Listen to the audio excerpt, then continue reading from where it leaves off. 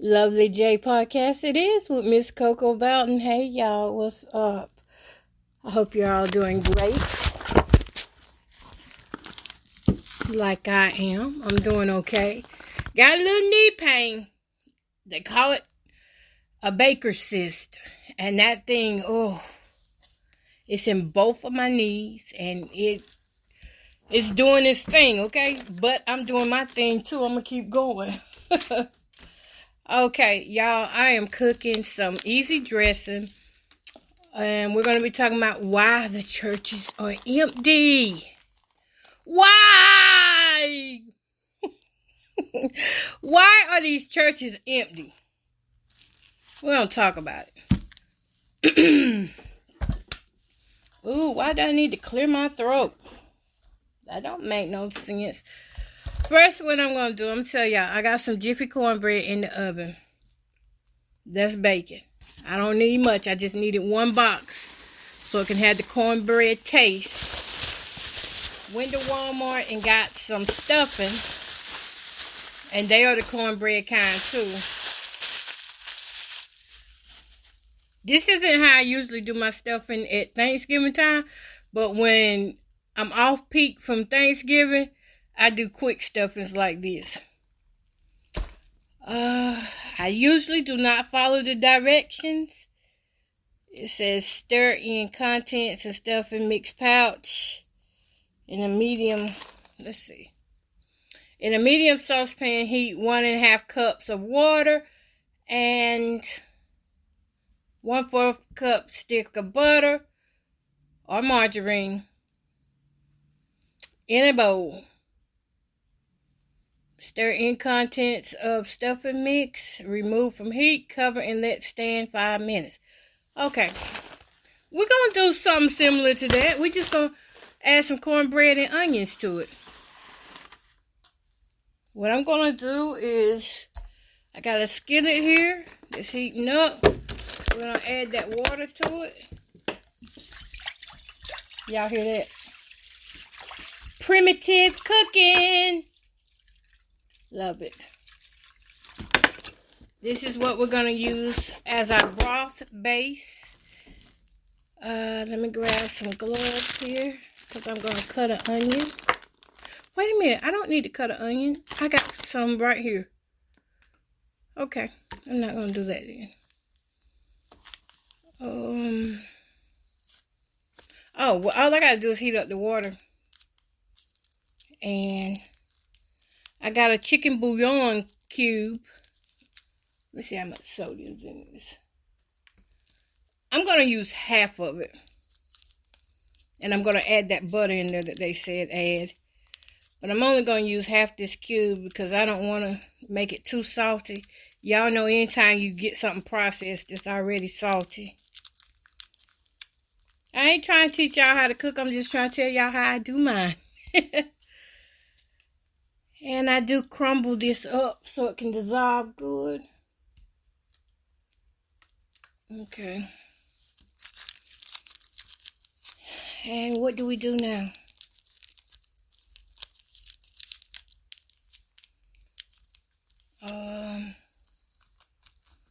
How about we still get the gloves so that we can... I have onions and peppers here. I'm going to add peppers this time to mine. Oh, yeah. Let's not forget to add this butter in there. It said add butter.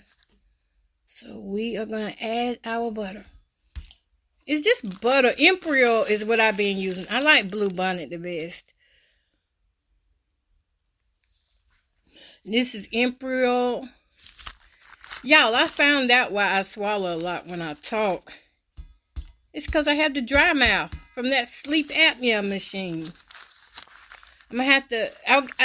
I got like this one time before, and I had to order some oil mouth rinse to help produce saliva. So, looks like I'm going to have to get some more of it. Because I cannot stand it. Look, I've been seeing videos of people do it. And I mean a lot of videos.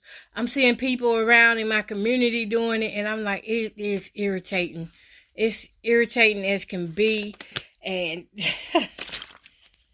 I just can't hear. I do try to lean back whenever I feel myself going to do it, but it just happens.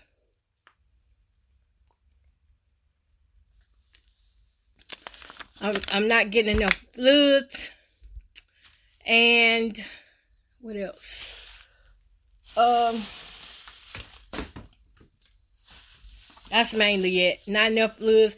And at nighttime when I'm on that CPAP machine, it's doing this number. Okay, I added some pepper flakes in there. Is that too many flakes? Ooh, let me fish some of them out. I added a lot. Y'all, what I need now? What I need? I got these peppers here. Let's cut those. I'm going to get it together. Y'all know how it is. Oh, I got to pluck that chicken too. No, not pluck it. I brought a chicken that was already cooked, rotisserie from Walmart. I'm just going to break it down so it's easier to work with. Let me set that water over there.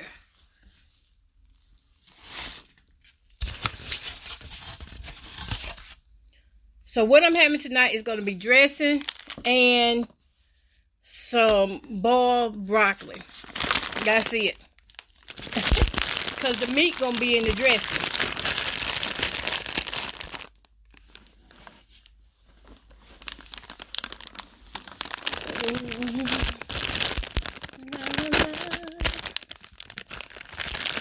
I'll cut some of these peppers and these onions to go in there.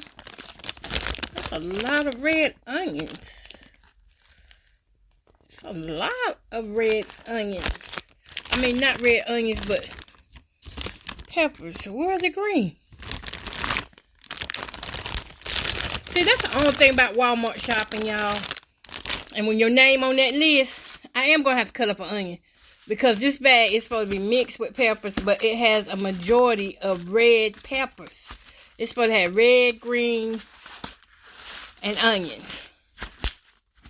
But this has a lot of red and maybe one strip of green that I've gotten out. It don't matter. I'm still going to do right. I'm going to do right by my stuff, and I ain't going to let nobody stop me. And I do know if you want a good stuffing or dressing, to add onion. It makes it good. So I'm going to add my own onion.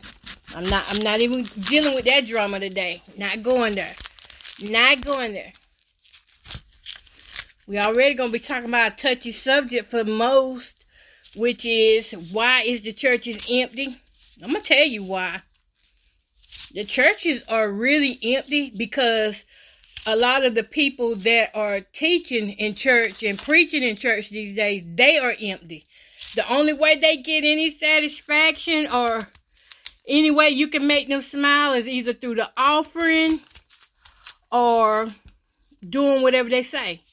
When they feel like they're the boss, then they kind of come around. But that's the real reason, because the leaders are empty. And the ones who do have that oil on them, I'm talking about that show enough Holy Spirit, holy fire oil. That oil that'll tear down them strongholds. They don't even use them. They don't use them. And why they don't use them? Because they're jealous of them. Y'all, I'm putting these onions now into this water, into this broth water that I made. They jealous of them, so they don't use them. Anybody with ideas in the church, they shut it down. Because it's a fear. It's a fear thing. That's why the church is empty. Because what was the number one thing that churches feared long time ago, which was financial and the fear that the church would be empty. Well, you could say something like the church kind of spoke it into position. They acted as if the church was empty, and now the churches really are empty. Now, it's not saying that's going to be like that forever, because there may be some restoring in some areas. And in some areas, it may stay a drought. It depends on who you teaching. Ooh. Y'all, I did not know that these chickens be that juicy. I done wasted all this chicken juice out of this bag. Ooh. Oh, y'all give me a second here. I gotta get that up. I forgot they be juicy. And I'm gonna add some of that juice into the stuffing too, as I begin to tear this down. But yeah, they sure fix these bags where you think.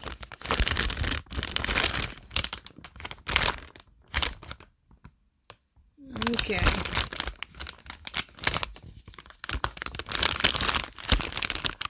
I'm gonna get back on top. Y'all know how I do.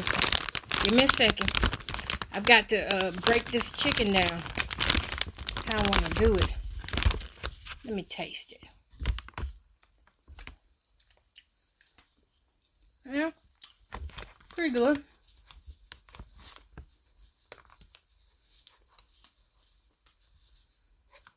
Yeah. Well, we're gonna use this chicken. I'm gonna cut this breast out. Maybe that's the part I'm gonna use, the breast. Yeah, just cut this breast out there. While I'm cutting, let me get back on subject. If you don't teach the young people and some of the middle-aged people, you're not going to be able to relate to people. Now, the messenger matters. Who carries the message matters.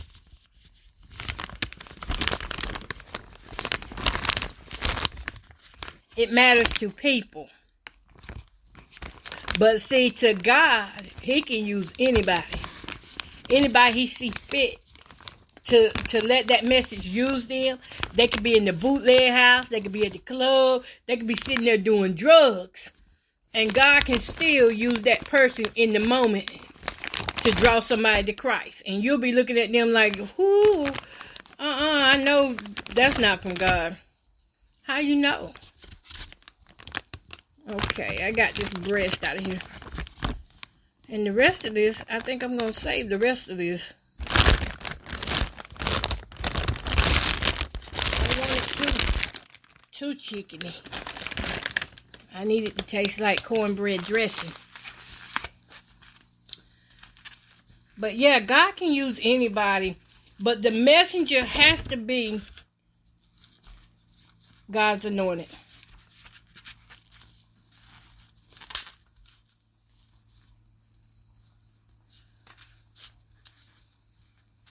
And the messenger needs to be a good listener too. Because some people, they'll go home and they'll say, I heard God say this and God say that. And the whole time it would just be them saying it because they had a grudge against somebody. Or, for instance, if somebody wore a certain outfit that they didn't like, then they'll come to church the next Sunday and preach on it. Where God said, you're not supposed to wear this, you're not supposed to wear that. But really, it wasn't God that said it.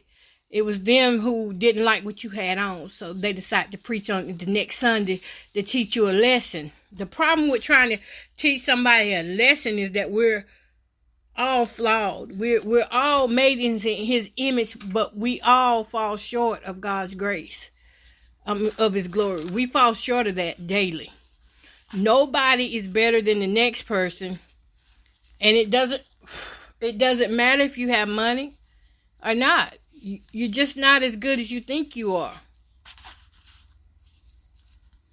And those controlling spirits that get up into the church, don't you know the street knows that? The devil knows that.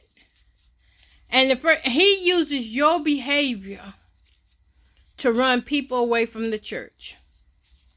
Because they're going to start saying, oh, well, he ain't living by the Bible. He surely can't be a child of God. Or she can't be a child of God if this is what she's doing.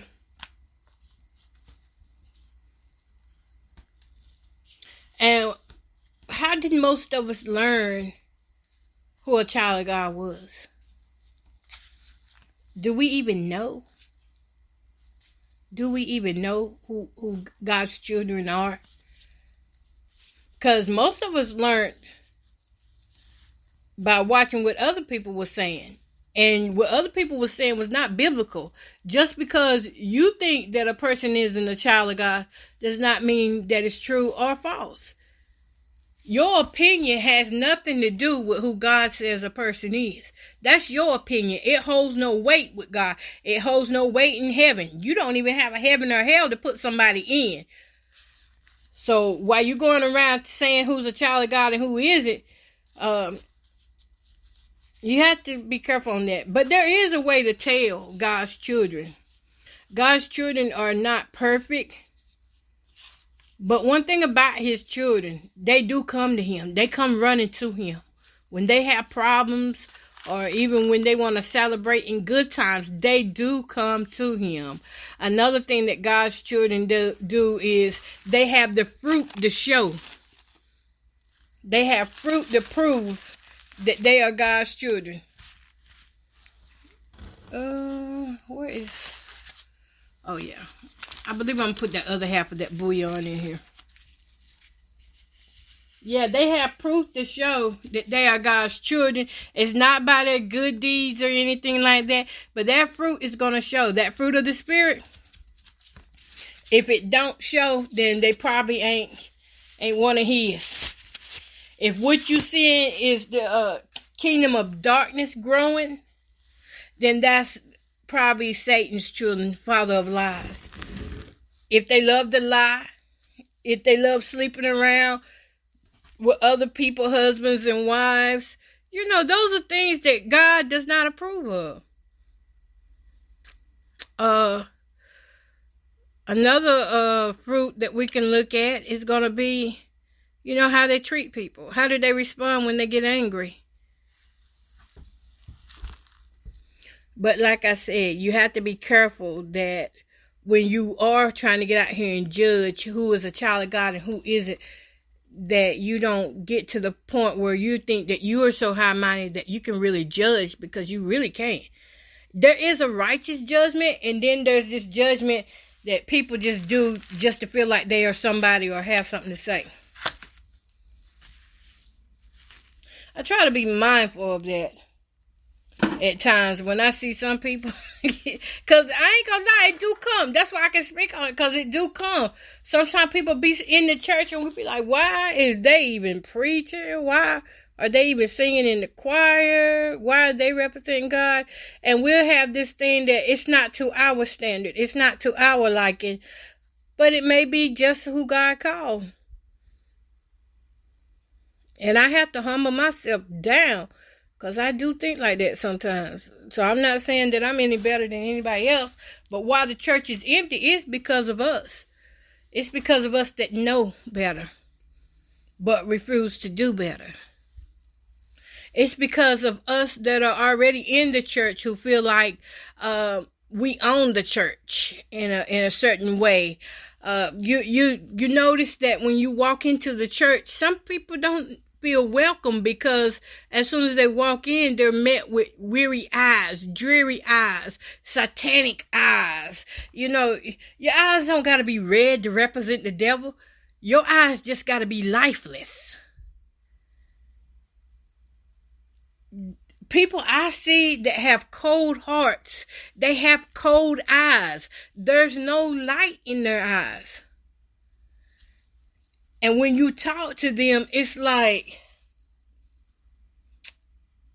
talking to someone who is just hardened. You don't know if they hear you or not. They just hardened. And you could tell when they start, when they start pretending that they really like you, that's a dead giveaway right there.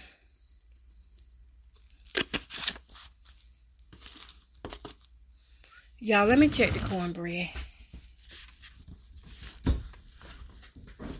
I am so ready to eat this stuff.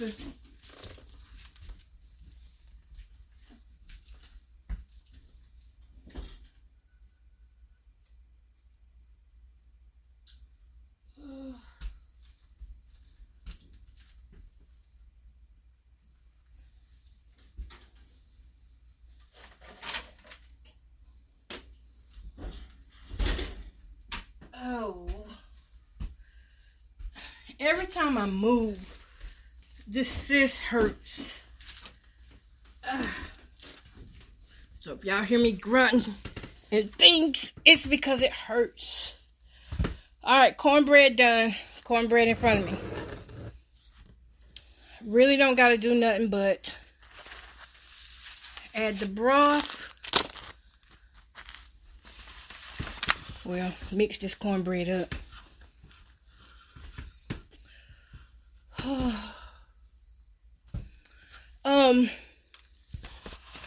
Yeah, but that's why the churches are empty, because of us. It's not just no one person. It's us, because if we are all supposed to be representing God, but we get up in the church and we are there to satisfy flesh, that's a problem. Let me grab some gloves.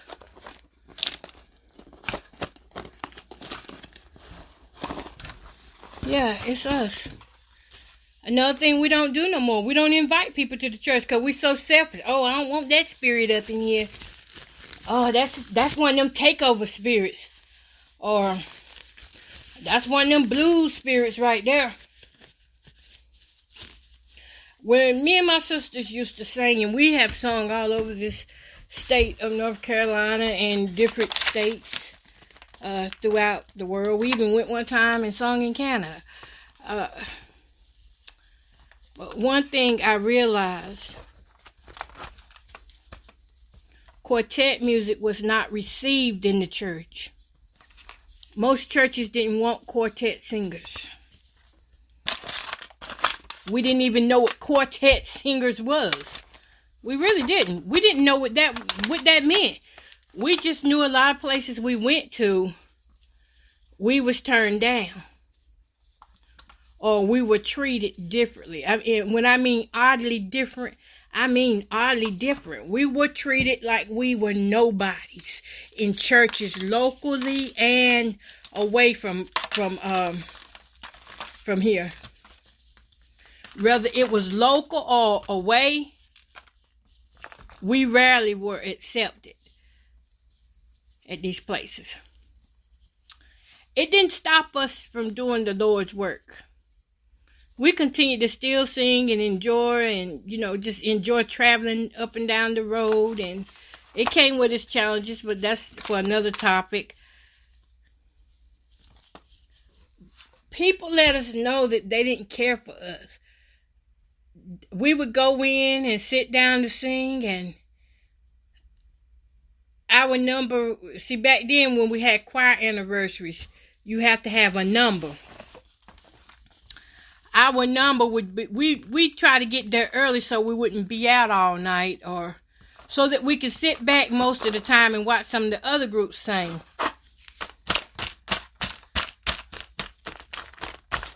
So when you go in, you got to send somebody in to sign your name up. Once they go in and sign your name up, then that's what number you're going to be whenever you sing. So most of the time we would be like number 4 or 5. About 13 people come there. About 13 people. 13 groups, rather. 13 groups would come to sing. Some places had 16 groups to sing. We get up especially early so that we could get there on time, because we knew what to expect from certain churches. We knew that, they would have a lot of people. So we wanted to get there on time so we could get a seat. Every time we got there on time, it didn't matter what church we was at. Do you know that we were last? And then when we would go say something about it, they say, oh, okay, I'm sorry about that. They got it mixed up. They made sure to make us feel unwelcome at these churches. And I'm talking about every church here in Montgomery County and Richmond, Gifford, Randolph, and more. It was like no matter where we went to sing, they put us last. And they thought they were doing something. But the truth be told, the programs would be dry. No spirit or that fake spirit until we start singing. Now, it's not saying that we were better than them, because we really wasn't. We wasn't in no competition. We were just there to do what God had for us to do and get on back to the house. That's all we were there for. But each time we left from there, I remember the complaints coming home. We ride, and this is what finally got me to the place where I was like, I'm done with it. Because I know God got better. Because, see, we done been in that place for a long time. 40 years is a long time to be singing and keep getting treated the same way. So after that 40th year almost, I think it was around 38 years, I stepped down. I said, I'm good.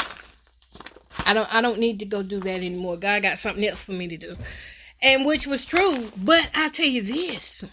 It wasn't long after I stepped down that not only did God have something else for me to do, but the pandemic came and shut all of them down. Go, Jesus, go! He shut everybody down. Nobody was going to choir anniversaries now. Now, it won't because of me. No, I'm just saying God has a way of doing things that when you think you hurting somebody and running somebody off, he has a way of drawing them closer to him. Now, he let all of them experience what we had to experience. Over all these years, not all of them had to mask up. All of them had to sit outside and park in the car. Sit in the parking lot and have church.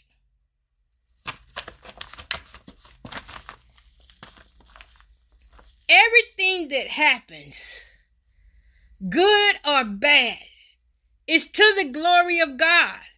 He knows what he's doing. More people were to the pull-up church than they was the other churches. But that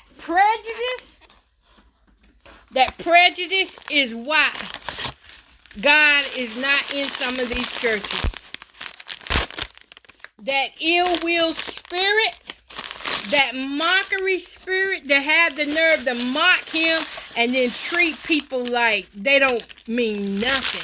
How can you stand in church and say, I love Jesus, and you can't even love your neighbor? Now, I got some neighbors that's real bad, but I still love them. I go to war for them. If I find out some of us in this community and we going through something, if I can help, I will still go to war for my neighbors. Not because they've been so good to me, but because my heart is right with God. I ain't finna do people like they do me. But those people enjoy putting us last and then looking our face all stupid like they... Listen, and I'm going to call it like I see it too. They look at our face all stupid like... I don't know what happened. Let me go. It was this one girl real bad. She always did it every year. Looking at our face like we were just some dumb clowns. And back then, we weren't clowns, but we did not understand the spirit that was up in that church. One woman told me, she pulled me to the side, and she said, I know how they doing you. Which she did know. Wouldn't stand up for us when we sing. Wouldn't clap when our names were called. Mispronounce our name every time. Oh, I almost started calling church names. They really offended us bad. But we didn't. We just shook the dust off. Kept doing what God told us to do. When they call our name, they mess it up. People start looking around at each other. People were not happy to see us doing God's work. Now, if we would have been in the street, killing ourselves, they would have loved that. Go to some churches, they would have refreshments we go down to the hall to get our refreshments. First thing they say, oh, we out. We out. Ooh, y'all, I gotta be quiet while I'm pouring this. Y'all hear it?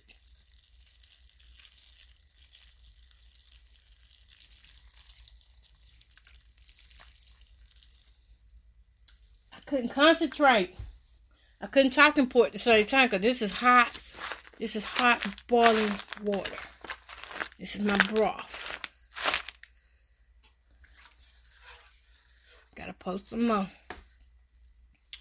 Those people were mean to us, and we took it.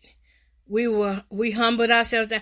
And my sister, I'm not gonna call her which name, but she was calling it like it is. She said, I'm tired of coming to these places, and all they do is put us down. She kept saying it. Well, see, you gotta understand. I didn't know like she knew. I didn't know people like that because I really hadn't been out that much to know people were that mean in church. But she had been doing church for a long time, going out singing to these places. She had been on the road. She was on the road the same amount of time we were, but she got a different experience than we did because she got to sing with some major singers that we didn't get to sing with. And she would tell us, girl, I'm tired coming to these funny people church. But she hung in there too long as she could. But I didn't understand what funny people in the church meant until it started hurting worse.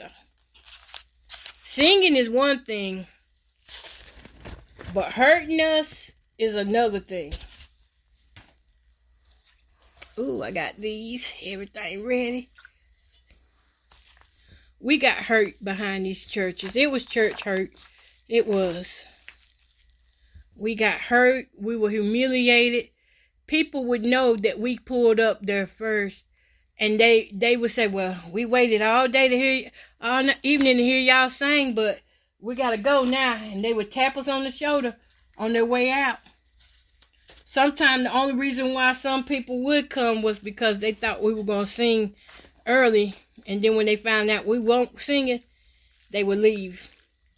Now, that's not saying that my group was all that, but we were somebody. And there were people that recognized that we were somebody. And there was people who recognized how we were mistreated in the churches. Because not only were we quartet singers, but we were just people that were looked down upon, period, in the community. Didn't have a lot of money. Most of us had different kind of ailments going on with our body. But we still would press to get out there.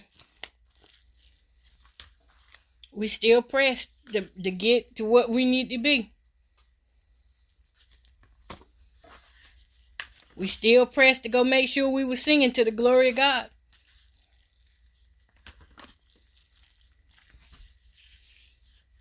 Church is empty. You know why churches are empty? They saw how you did your own members. What make you think they want to come to your church?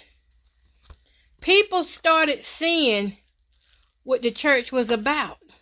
The church became a corporation, a business, a commodity.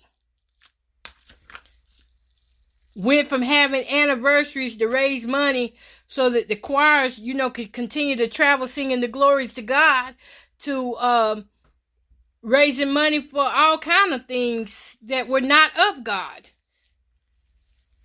And not to mention everybody's money wasn't good.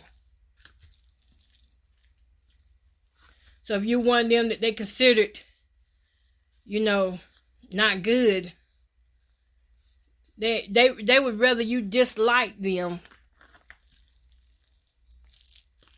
They would rather you dislike them than to allow you to feel welcome in their church. Anybody else had that experience before? If you have, hit me up in the chat or comment on the video. Thank you to those who be commenting. But that's just a story of what it's been like as a gospel singer for me. And I've been singing since I was 8 years old. And I really didn't stop till I was And really still haven't stopped. I just haven't had any invitations or anything. But up in my 40s now, 48. So that tells you how long I've been singing, over 40 years. Well, right at 40 years. You got to know that everybody is not on your side. Some of these people in church have side hustles. Well, they the true prostitutes, if you really be honest about it.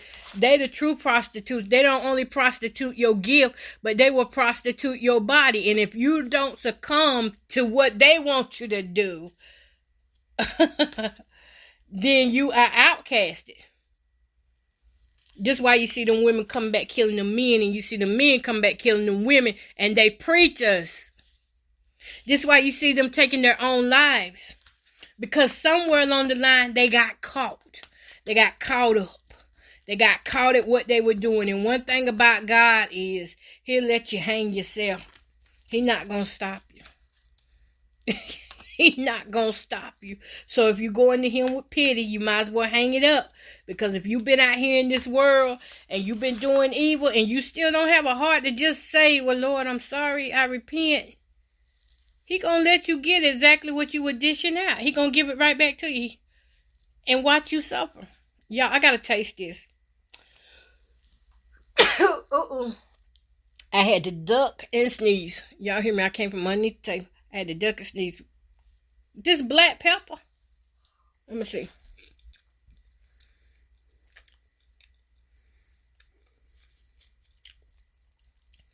Ooh. That is.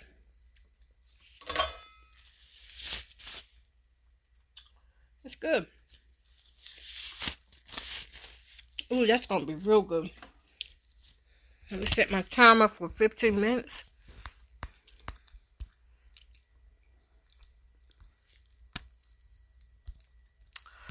Put it in the oven. I will be right back, y'all. Ooh, this is real good. And it's not too salty. Because y'all know stuffing in the box is salty.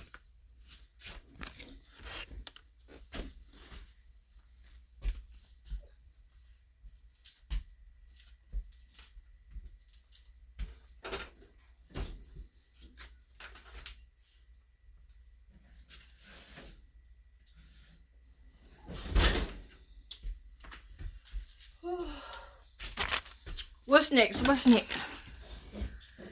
All right. Let me get back over here. Let me get a sip of water.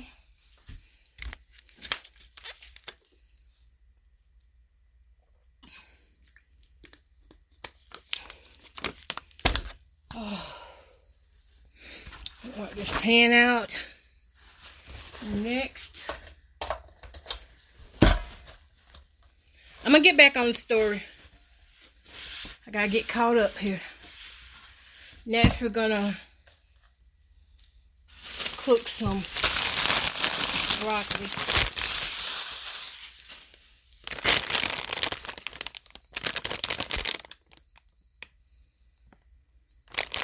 You know you can steam these in the bag, the Walmart brand, Great Value. All I'm doing is adding some water. And whatever seasonings are in front of me. That's it.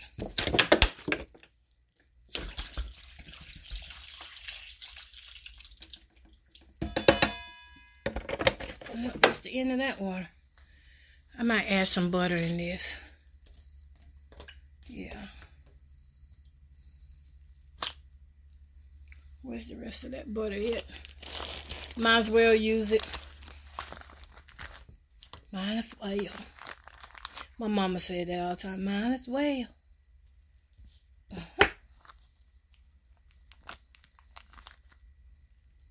I need to go visit her.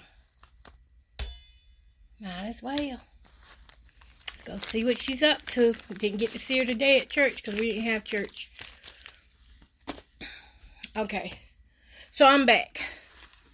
Thanks for listening, y'all, to Lovely J Podcast. I'm Coco. if you're just tuning in. And I'm talking about why the church is empty. And I'm giving my experience as to what I had to endure with at church. Many churches. Not just one churches. That's how I know, too, that these churches are a network. And they are a community of people who outcast people.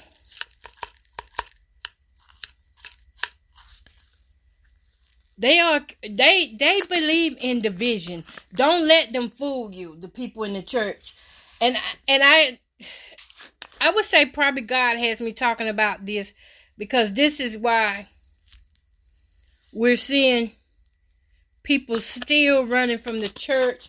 Or better yet, they're not even running. They just flat out telling you, you ain't my type of tea. You ain't my cut of tea. But back in the days, don't you know that the drug dealers and the prostitutes, the winos, alcoholics, addicts, even the people who were labeled crazy, schizophrenic. Let me tell you something. When they run up with a true woman, a man of God, do you know how much respect they have for them? The respect is instantly received because they feel the spirit is different. I had a man ran in my house. He ran in my house. And these are testimonies, y'all. And this ain't no lie. He ran in my house. He was a bad guy out here on the street, known for shooting and killing and hurting people. He ran in my house one day. Didn't knock or anything, just ran in here and he looked at me and he said, "Man, bad as I want to, I can't." I said, "What?" He said, "There's just some people that God won't let me touch." He said, "I can't do it." So I would have an incident with this fella again about 3 or 4 years later. And he would tell me the same thing. He said, "You know what? I can't even do nothing with that." And he left. But that same man on both times, as soon as that man had a homicidal spirit upon him, where he wanted to go out and kill people. He wanted to hurt people. He lived off of that. But that man, I hope y'all been hearing me because I did not know that was turned down. I hope y'all been hearing me. But that man had that spirit upon him, and as soon as that man left here both times, the first time when he left from here, he went right on and shot a man in the foot. The next time he left from here, he went on and killed a man. To this day, he locked up right now. So you see, people do recognize those who are God's children. But they gotta be God's children. Not the imitation version of God's children. Somebody trying to pretend like they are a child of God. It's people when you go to those people who you consider low class, see how they receive you. And this, hey, try this out. Now, I'm not telling you just to donate food, just be donating, but, donate from your heart. But look at the difference. When you give a person some food who's in need versus someone who is pretending to be a child of God or pretending to be light in darkness. See, those who are pretending to be the light in darkness, even the beggar got questions. Where are you from? I'm not kidding. I've seen it too many times. They ask you, where are you from? Do I got to pay for this? They ask you questions about yourself. And the more questions they ask you, the less they trust you. Because you ain't got no light. You ain't got no anointing. You walking around with a form of glory. You ain't got nothing. You're not walking around with the real thing. You just got a form of. I'm not talking to y'all that are real. I'm saying this is why the churches are empty, because people recognize who is real and who is fake. They know we all have hard times, but they not going to show up in no house where they know they fixing to get condemned. Why would they do that? What do they do with condemned houses, y'all? Condemned houses, they put people out. So they automatically know when they are fitting to be condemned, they're not going to show up in that house. But where they feel like they can be loved, they will show up there. And they ain't got to have nothing wrong with them, because a lot of people they're in their homes having church because they don't trust the church. They know things that they're not talking about. They have encountered experiences that have left them traumatized that they're not saying anything about. Some of them may have been raped in the church. You see, a lot goes on behind the closed doors. Some of them may have been given drugs and alcohol right there in the very place that's supposed to be where they get their deliverance. This one thing that hit me was, it was these two people, pastors, spreading the gospel all over Facebook and spreading, oh God, thank you, Holy Spirit, for not allowing me to say it like that. But they were spreading the gospel all over Facebook, riding from town to town, building up websites, bragging on everything they were doing for God. God don't need you to do nothing for him. But still, they were bragging on what they were doing for God, as if God could not get somebody to do it. Come on, y'all. I didn't believe too much in them, because for one thing I've learned is those who act like they got it, they don't got it. They don't got the Holy Spirit. They don't got no guidance. They don't got no self-control. And I was right to stay my distance. It got where this certain couple, I really didn't know the man like that, but I knew the woman. But the couple, they started doing these lives, and everything they were doing, I was like, she just had that conversation with me not too long ago in the inbox, and now she's telling everybody. And that's one of the reasons too, y'all, I stopped asking people to pray for me, because it was some people, they were using my prayers against me. And that's why some of those people who are out of church, that's another reason why they're out of church, because the prayers they were asking for in secret or in private, because some things you don't need to let everybody know, now is becoming public Facebook testimonies. And then when they watching these people pages, they're like, that was my story. That's what happened to me. She wasn't supposed to tell that, or he wasn't supposed to preach on that. Preaching on people's personal lives, driving people to take their own lives because you putting their darkest secrets that they trusted you with out in the opening. That's one of the biggest reasons why the church is empty. These pastors and bishops and apostles can't shut their mouth. They can't hold water because they don't got the real thing in them. And those who do got it in them and still run their mouth,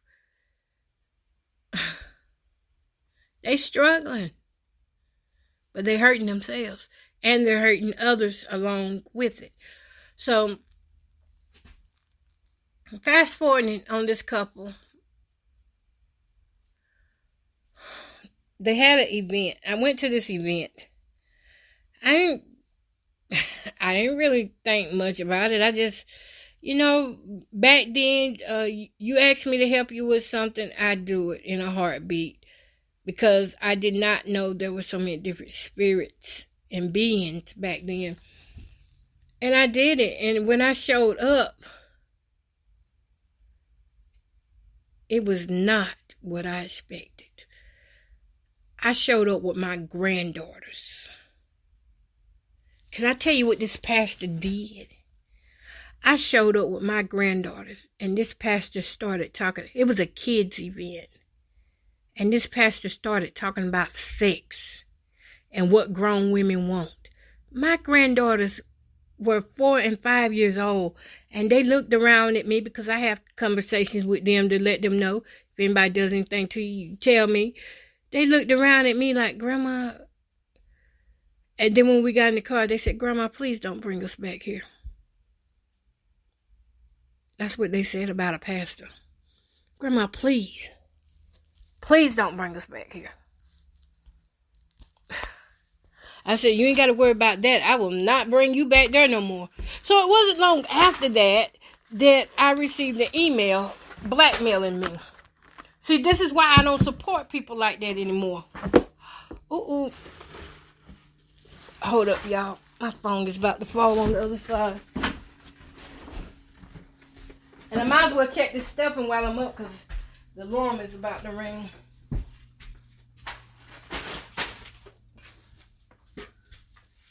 Oh, I don't even smell it.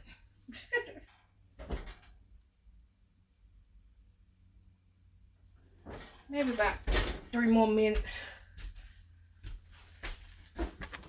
Now,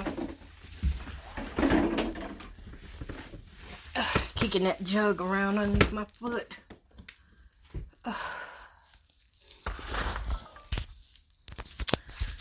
This woman and her husband was so foul to talk like that at an event that was supposed to be for children. And I knew then.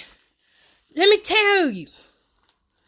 If you ever feel like somebody has a perverted spirit, believe it. Once you try that spirit by the spirit, yeah. I was blown away by what this couple had did and how they turned that kids event into something that I kind of felt like was sex trafficking in a way, or it was trying to coerce young women, single women, to join in to whatever plan it was that they had going on. Anyway, I didn't deal with them people anymore after that, but I did receive an email, and on that email was a woman saying, or a man, I don't know if it was real or not, but the pictures were real that they sent me of this man and of this pastor.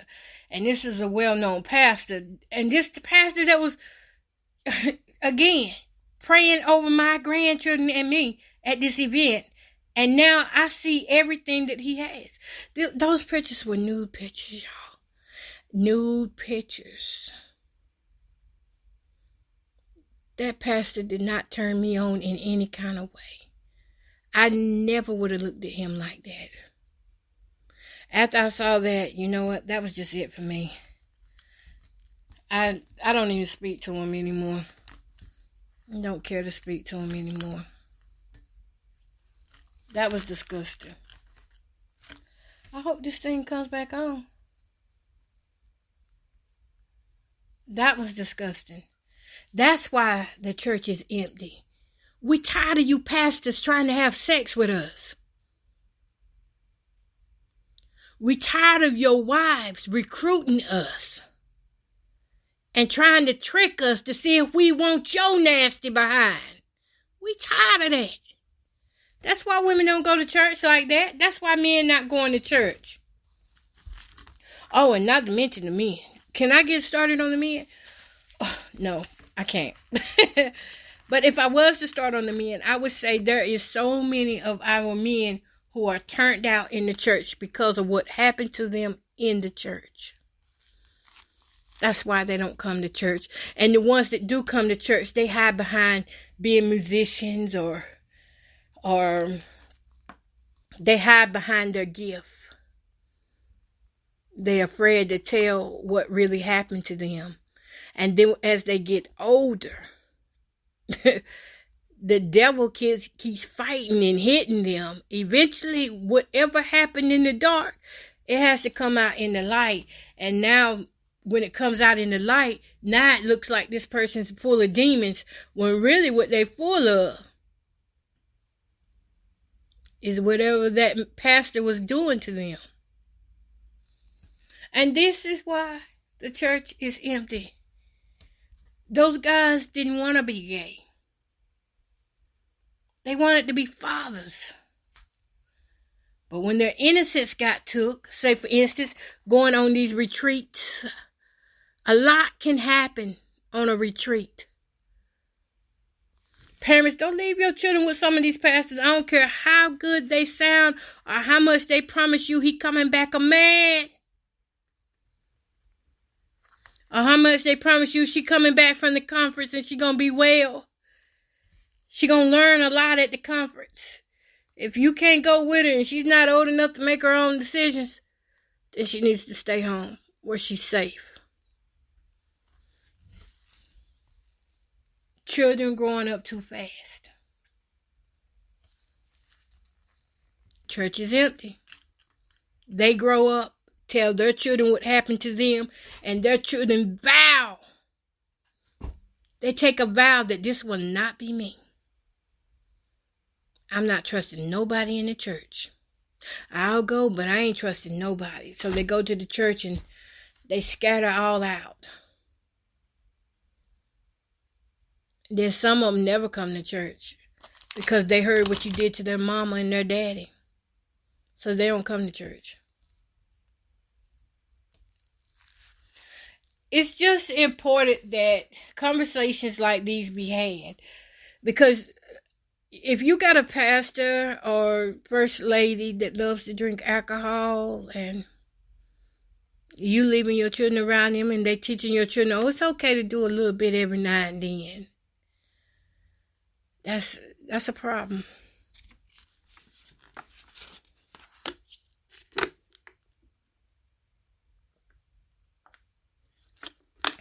I don't think I want to marry a preacher. I don't know how these first ladies do it. Especially one that they know ain't right. No,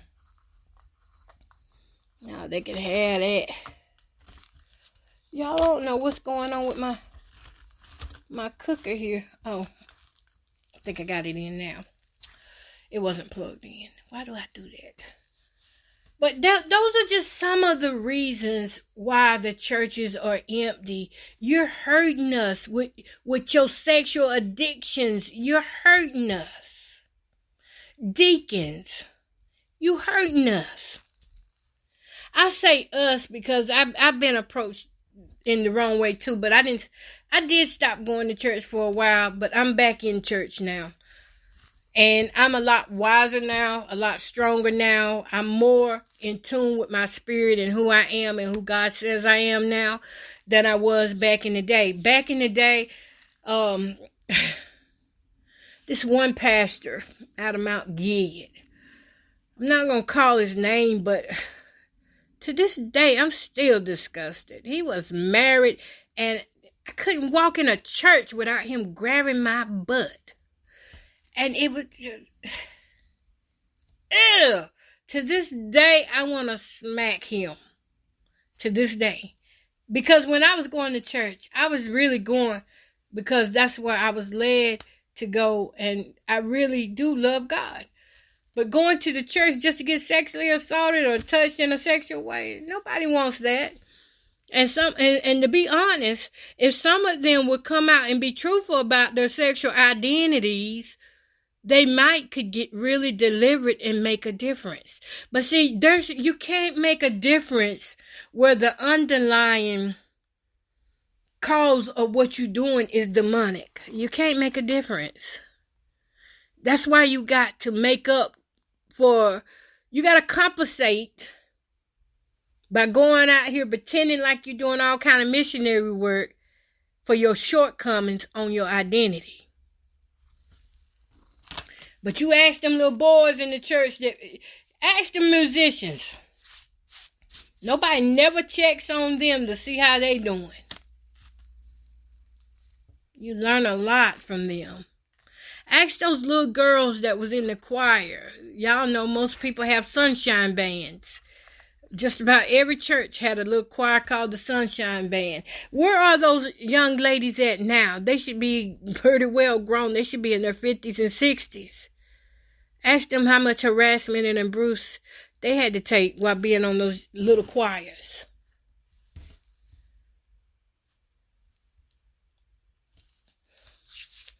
Ask them how many times the deacons asked to give them a ride home. This world is messed up. This world is cold, and we can't fix it all in one day. But we can make a start by being real. Y'all, I gotta go get my stuff now because I don't want it dry. I smell it now. I smell it.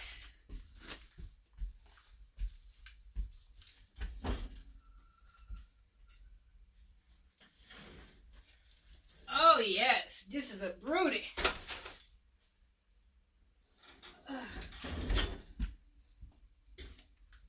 Woo. Lay that right there.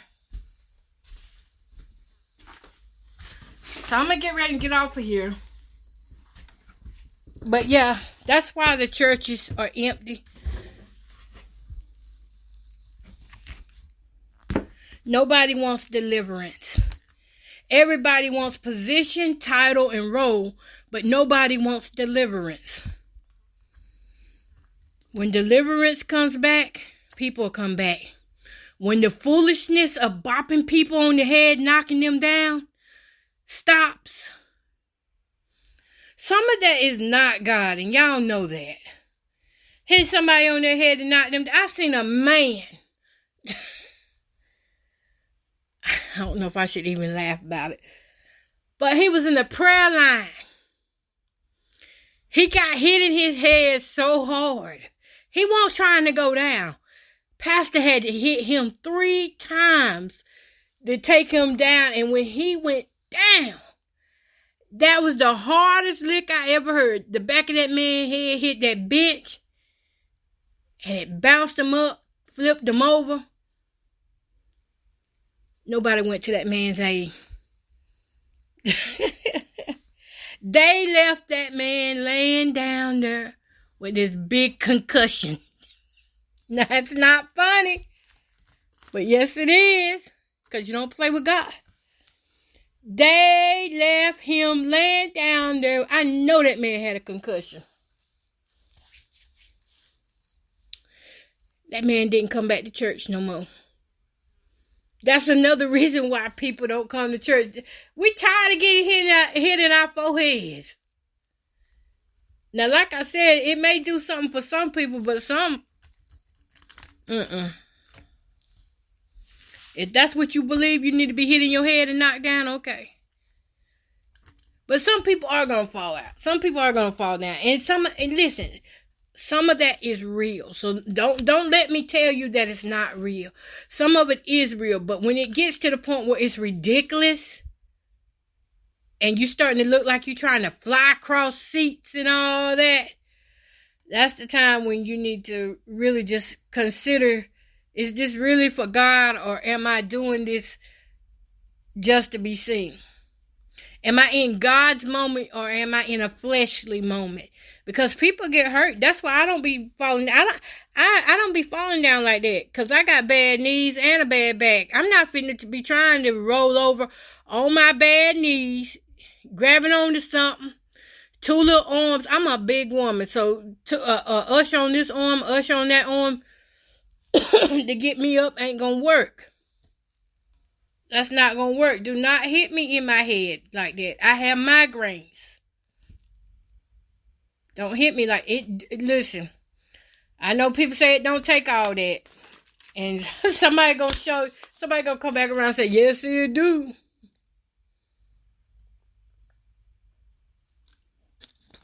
God knows our body. Anyways, this is why the church is empty. Those are just a few reasons, but there are plenty more reasons why the church is empty. I'm not going to go into them tonight, but I wonder, is there a scripture that I can find on this? Y'all give me a second here. I might can find y'all a scripture.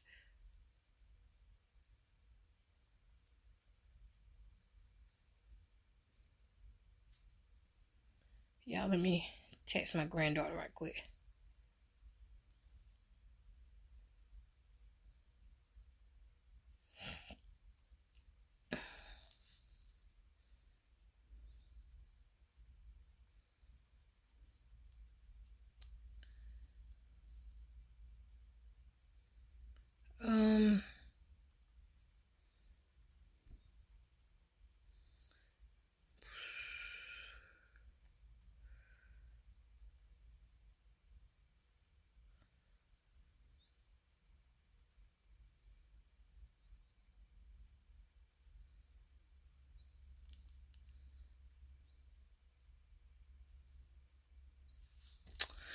Let me read on this. Oh, yeah.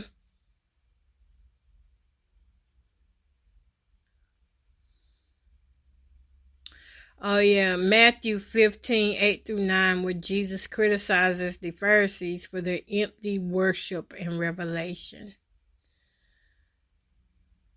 Y'all want to read it right quick? Let's do it. Let's do it right quick. I need a shirt with that on it, by the way, since I see so many people. What did I say? Matthew 24:8-9.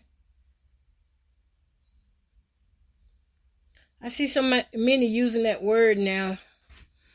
Before I used to didn't hear nobody saying it hardly. Oh, yeah, that is a good scripture. Okay, let's go for this. Matthew 24:8-9. All these are beginning of sorrows. Then shall they deliver you up to be afflicted, and shall kill you, and ye shall be hated of all nations for my name's sake. Yup, that's true. So the false prophets are why the church is empty. That's one reason anyway. Many leaders will appear with fake identities claiming to be the Messiah and deceive many people.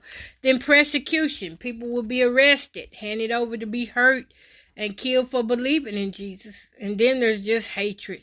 People will hate those who believe in Jesus. And then this one says the birth pains. These events are like the first pains when something new is about to be born. I do believe that the new is coming. It's coming. Now that I do believe that we are going through so much pain and hurt right now because there is a generation coming up that's going to fight. There is. But we must train them.